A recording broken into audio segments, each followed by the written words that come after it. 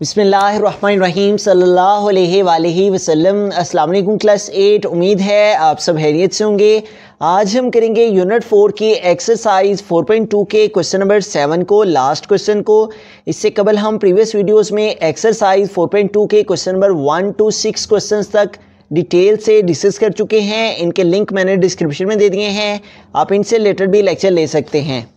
Exercise 4.2 के question number 7 की जानिब चलते हैं। क्वेश्चन नंबर 7 है, Aslam started a business with 35,000 rupees. After 3 months Akram joined the business with 4,000 rupees and after 6 months Asghar invested 5,000 rupees. At the end of the year, they earned a profit of 1,620 rupees. Find the share of each in the profit. तो एक business है जिसमें असलम जो है वो 1 month के लिए 35,000 rupees पूरा साल देता है। 1 month और इस तरह हर मंथ वो 35,000 की इन्वेस्टमेंट करता है।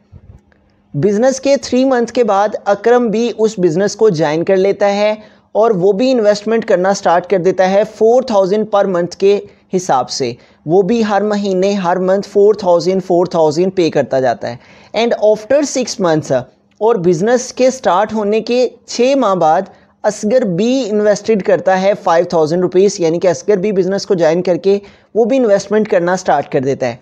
At the end of the year अगर साल के आखिर में उन्हें 1,620 रुपीज़ प्रॉफिट हो, मुनाफा हो, तो find the share of each in the profit. तो बताइए कि उन तीनों को कितना कितना हिस्सा आएगा प्रॉफिट में, फ़ायदे में। तो सबसे पहले तो हमें ये फाइंड करना है कि अगर उन्होंने इतनी इतनी इन्वेस्टमेंट इतने टाइम के लिए कर रखी है तो फिर उनकी टोटल इन्वेस्टमेंट कितनी है। तो सबसे पहले हम असलम की जो टोटल इन्वेस्टमेंट है वो फाइंड करेंगे। असलम जो है वो 35,000 रुपीज़ जो है वो हर मंथ पे करता जाता था। तो हमें असलम की इन्वेस्टमेंट फाइंड करनी है थ्रू आउट द ईयर, पूरे साल में उसने कितनी इन्वेस्टमेंट की। तो हम यहाँ पे लिखेंगे असलम्स इन्वेस्टेड, या हम ये लिख सकते हैं असलम्स इन्वेस्टमेंट फॉर 1 year। एक साल में, पूरे एक साल में असलम ने टोटल कितनी इन्वेस्टमेंट की बिजनेस में। तो हमें क्या करना है, 1 year में 12 months होते हैं और 12 months में हमारे पास 12 months 1 year के हो गए और वो हर मंथ जो है वो 35,000 जो है इन्वेस्टमेंट करता था। तो हमें 12 को मल्टीप्लाई कर देना है 35,000 से। इससे हमें ये मालूम हो जाएगा कि असलम ने टोटल पूरे साल में, पूरे ईयर में कितनी टोटल इन्वेस्टमेंट की। तो अब हम इसको मल्टीप्लाई कर लेते हैं। 35,000 मल्टीप्लाई बाय 12, तो 2 0 टाइम्स 0, 2 0 टाइम्स 0, उसके बाद अगेन 2 0 टाइम्स 0, 2 5 टाइम 10, तो यहाँ पे 0 आ जाएगा, 1 कैरी चला जाएगा। 2 3 टाइम्स 6 और 1 ऐड करेंगे तो 7। उसके बाद यहाँ पे क्रॉस यूज़ कर लेंगे। अब 1 से मल्टीप्लिकेशन करेंगे, 1 0 times 0, 1 0 times 0, 1 0 times 0, 1 5 time 5 and 1 3 time 3। तो अब हम इनको ऐड कर लेंगे। 0 में 0 ऐड किया तो 0, उसके बाद अगेन 0, फिर 0, 7 और 5 12, तो 2 आ जाएगा, 1 कैरी चला जाएगा, तो 3 + 1 क्या आ जाएगा 4। तो यूँ हमारे पास क्या आ जाएगा 42, और उसके बाद हमारे पास हैं 4 टाइम्स 0, 4 2 1 2 3 एंड 4। इतनी इन्वेस्टमेंट जो है वो असलम ने की पूरे साल में। अगर वो 35,000 1 month में करता था तो पूरे साल के अंदर उसने इतनी इन्वेस्टमेंट की, 4 टाइम्स 0। तो अब हमें सेकंड जो पर्सन है जिसने बिज़नेस को ज्वाइन किया है वो है Akram. After 3 months Akram join the business. तो अगर 1 year में 12 month होते हैं तो 12 months में से वो 3 months अगर हम माइनस कर देते हैं तो 12 से 3 माइनस करने से क्या आ जाएगा 9। इट मीन्स के 3 months के बाद रिमेनिंग 9 months रह जाएंगे जिसमें अकरम जो है वो ज्वाइन करता है और 4,000 के हिसाब से इन्वेस्टमेंट करता जाता है। तो हमें अब अकरम की इन्वेस्टमेंट करनी है फाइंड 9 months के लिए, ठीक है, क्योंकि उसने 3 months के बाद बिजनेस को ज्वाइन किया है। तो हम यहाँ पे लिखेंगे अकरम्स इन्वेस्टमेंट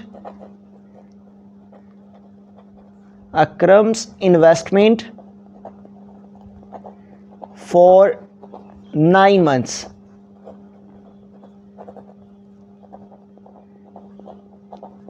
तो हमें 9 को मल्टीप्लाई करना है और वो 4000 हर मंथ में इन्वेस्टमेंट करता है, तो 9 को हम 4000 से जो है वो मल्टीप्लाई कर लेंगे। 9 मल्टीप्लाई 4000, तो यहाँ पे मल्टीप्लिकेशन करते हैं तो 9 0 टाइम्स 0, उसके बाद again 9 0 times 0, 9 0 times 0 and 9 4 time 36 है। तो इट मीन्स के 36,000 जो है वो अकरम ने इन्वेस्टमेंट की 9 मंथ्स के लिए, क्योंकि उसने 3 मंथ के बाद जो है वो बिज़नेस में इन्वेस्टमेंट करना स्टार्ट की, तो इसलिए उसकी जो यहाँ पे इन्वेस्टमेंट है वो आ गई 36,000। थर्ड पर्सन जो है वो है यहाँ पे हमारे पास असगर। तो असगर ने आफ्टर 6 मंथ जब बिज़नेस स्टार्ट हो चुका था, तो अगर हम 12 से 6 मंथ माइनस कर देते हैं तो हमारे पास 6 आ जाता है। इट मीन्स के उसने बिज़नेस स्टार्ट होने के 6 माह बाद, मीन्स के रिमेनिंग अगर हम पूरे ईयर की बात करते हैं तो उसने 6 मंथ ही सिर्फ इन्वेस्टमेंट की है, और वो कितनी की है 5,000 के हिसाब से। तो इट मीन्स के हमें अब असगर की इन्वेस्टमेंट जो फाइंड करनी है वो 6 मंथ के लिए करनी है, क्योंकि उसने आफ्टर 6 मंथ बिजनेस के जो है वो बिज़नेस में पार्टिसिपेट किया है। तो हम असगर की इन्वेस्टमेंट फाइंड करेंगे। हम यहाँ पे लिखेंगे असगर्स इन्वेस्टमेंट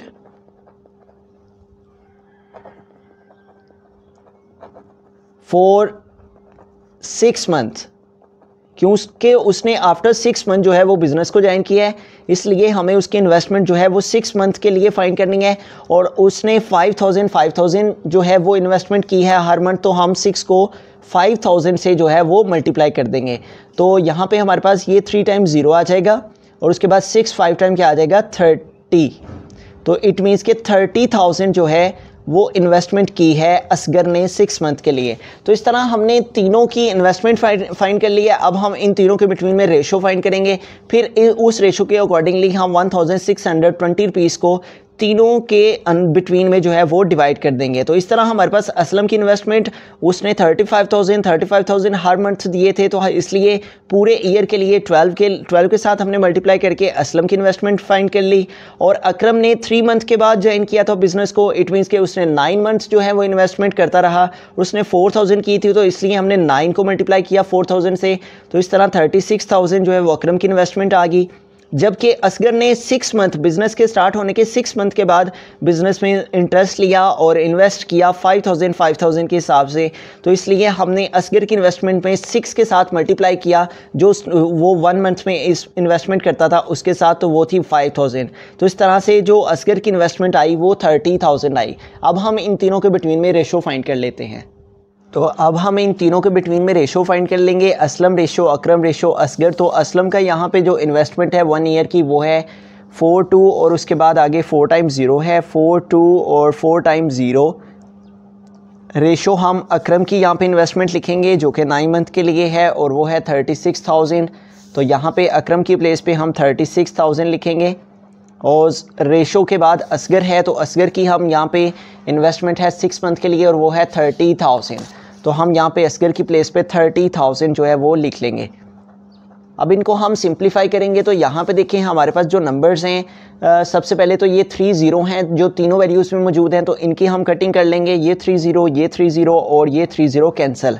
तो यूँ हमारे पास क्या रह गया रिमेनिंग 420, उसके बाद यहाँ से 36 और यहाँ से हमारे पास 30 आ गया। अब ये तीनों वैल्यूज़ हमारी 2 के टेबल से डिवाइड हो जाएंगी, तो हम 2 के टेबल को यूज़ करते हुए इनको डिवाइड कर लेते हैं। 2 टाइम 4 और उसके बाद 20 है, तो 2 10 टाइम 20, तो क्या आ गया 210। उसके बाद 2 1 टाइम 2, यहाँ 3 है, 2 कंप्लीट हुए, 1 आगे मूव हो गया 16, तो 2 8 टाइम 16, तो क्या आ गया यहाँ पे 18। उसके बाद 30 है, तो इसके लिए भी हम 2 के टेबल को यूज़ करेंगे। 2 1 टाइम 2, यहाँ 3 है, 2 कंप्लीट हुए, 1 आगे मूव हो गया 10, तो 2 5 टाइम 10, तो इस तरह यहाँ क्या आ गया 15 है। अब यहाँ पे ये दोनों वैल्यूज़ तो 2 के टेबल में डिवाइड होती हैं, लेकिन ये डिवाइड नहीं होती, तो यहाँ पे कंडीशन ये है कि हमने जब कटिंग करनी होती है तो एक ही टेबल को यूज़ करना होता है। तो अब हम इन तीनों वैल्यूज़ की कटिंग के लिए जो है वो 3 के टेबल को यूज़ कर लेंगे। 3 5 टाइम 15, 3 6 टाइम 18 और 21 है और 0 है, 3 7 टाइम 21 और साथ में ये 0 आ जाएगा। तो यूँ हमारे पास क्या आ गया 70:6:5। इसके बाद इन नंबर्स की कटिंग नहीं हो पाएगी, तो इस तरह असलम, अकरम और असगर के बिटवीन में जो रेशो हमारे पास आ गई है वो क्या आ गई है 70:6:5। तो अब हमें सम ऑफ रेशो फाइंड कर लेना है, तो इन तीनों वैल्यूज़ को हम ऐड कर लेंगे सम ऑफ रेशो में। तो हमारे पास यहाँ पे जो नंबर्स हैं जिनका हमें सब निकालना है वो है 70 + 6 और +5। तो ये जो रेशो है हमारे पास आई है इसका हमें सम निकाल लेंगे। 70 ऐसे का ऐसे लिख लेंगे, +6 में 5 ऐड करेंगे तो 11 आ जाएगा, और 70 में हम 11 ऐड कर लेंगे तो 0 + 1 1 और 7 + 1 8। तो यूँ 70 में 11 ऐड करने से हमारे पास क्या आ जाएगा 81। तो इट मीन्स कि हमारे पास जो सम ऑफ रेशो है वो क्या आ गया 81। तो जो टोटल प्रॉफिट उसने हमें क्वेश्चन में बताया जिसको हमें डिवाइड करना है तीनों पे वो है 1620। तो हम यहाँ पे टोटल प्रॉफिट लिख लेंगे। Total profit is equal to 1620।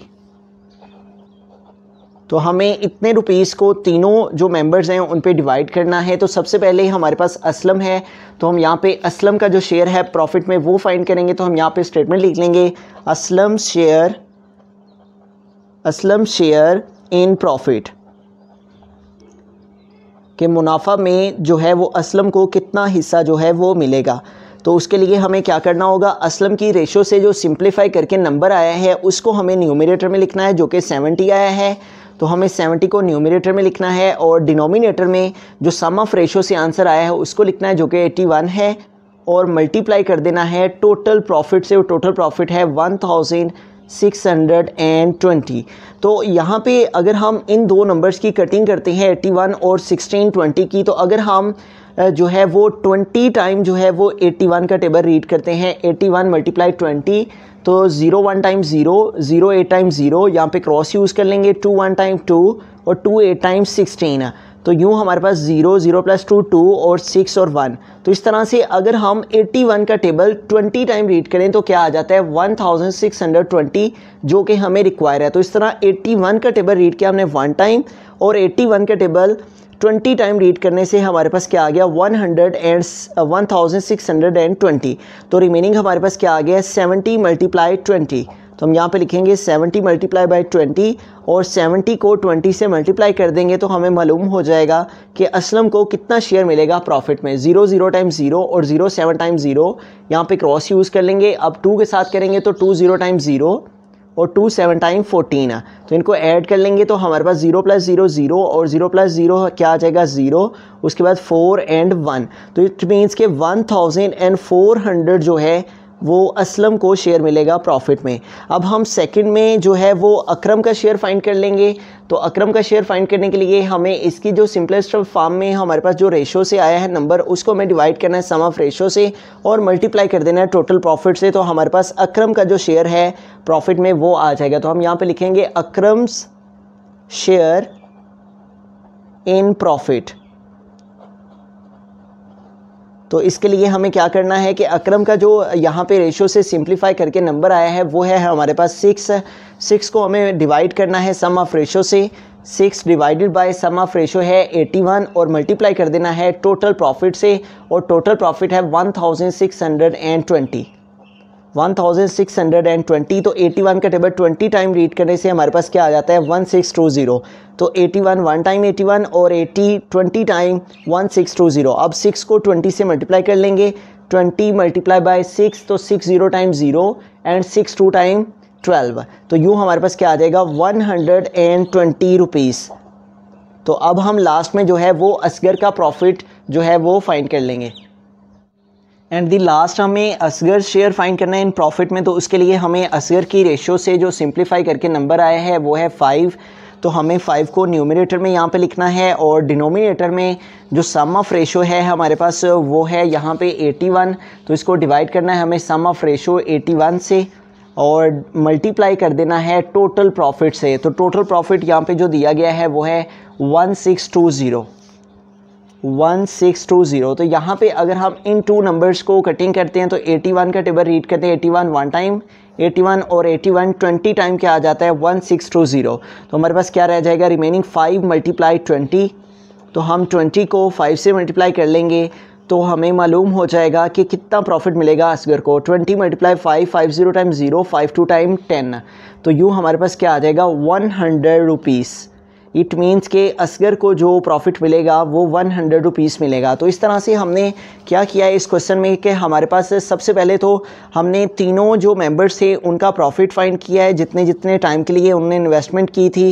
1 year के लिए असलम ने की, उसका प्रॉफिट आया। उसके बाद 9 मंथ्स के लिए अकरम ने की, और उसके बाद हमारे पास उसका प्रॉफिट आ गया, यहाँ पे इन्वेस्टमेंट आ गई। और असगर ने इन्वेस्टमेंट की 6 मंथ के लिए।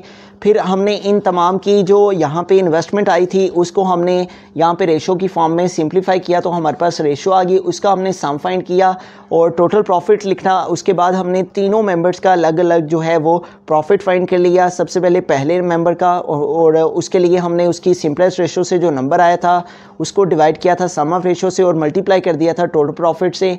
इस तरह हमने असलम का शेयर और इसी तरह से अकरम का शेयर भी फाइंड कर लिया और इसी तरह से असगर का शेयर जो है वो भी फाइंड कर लिया।